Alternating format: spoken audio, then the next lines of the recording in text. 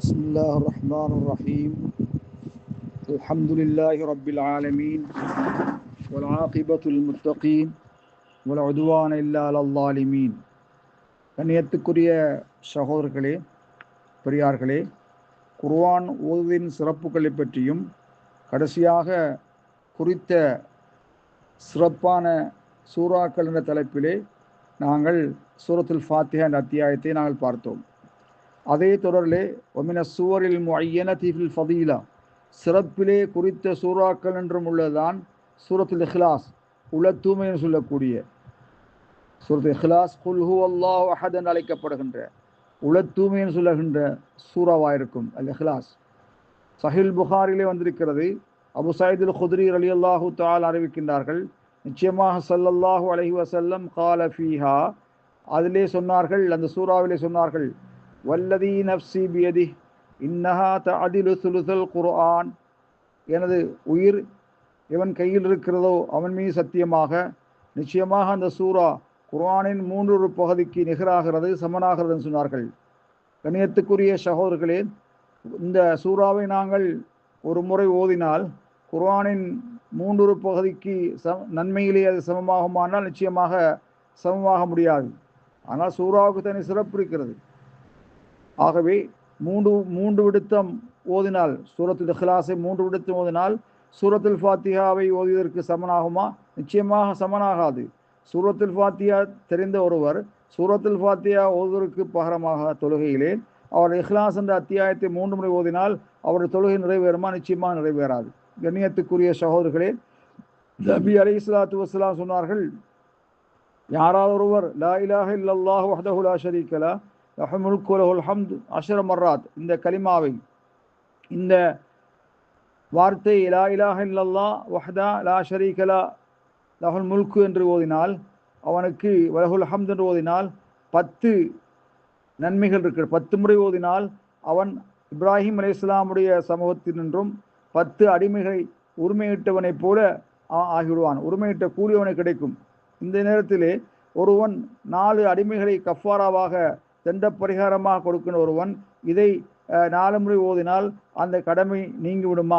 அந்த 4 ஒட்டகையை கொடுப்பதை விட்டும் அந்த கடமை போதுமையாகுமா என்று கேட்டால் நிச்சயமாக அது லா இன்கான் யுஆதிலுஹா ஃபில் ஃபதீலா, சிறப்பிலே அது அதற்கு நிறுவனக்கூடிய இருந்தாலும் கூட அந்த கடமையை நிறைவேற்றியதற்கு அது சமனாக மாட்டாது. அதே போலதான் குறித்த சூறாக்களின் வரிசையிலே, சிறப்பிலே குறித்த சூறாக்களின் வரிசையிலே 2 சூறாக்கள் வந்திருக்கின்றன. அல் முஅவ்விதத்தைனி, பாதுகாப்பு தேடுகின்ற சூறாக்கள், குல் அஊது பிரப்பில் ஃபலக் வ குல் அஊது பிரப்பின் நாஸ் ஆகிய 2 சூறாக்களும்.